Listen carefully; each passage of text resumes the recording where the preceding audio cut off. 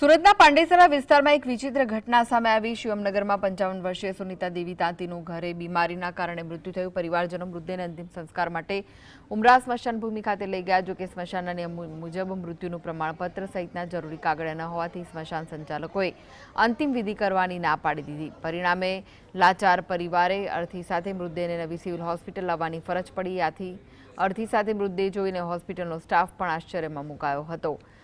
આખરે સિવિલમાં મહિલાને મૃત જાહેર કર્યા બાદ જરૂરી કાગળો આપવામાં આવ્યા અને અંતિમ વિધિ માટે મૃતદેહ ફરી લઈ જવામાં આવ્યો હતો।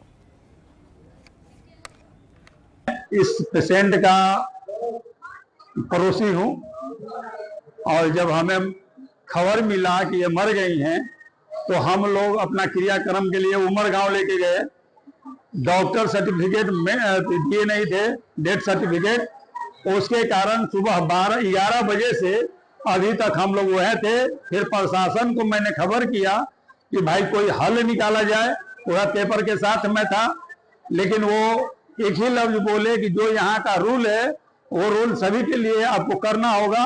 ये पेशेंट को आप लेके, बॉडी को लेके हॉस्पिटल जाओ सिविल। ये बॉडी अभी कहाँ से लाए? ये उमरगांव से बॉडी वापस लेके आ रहा हूँ।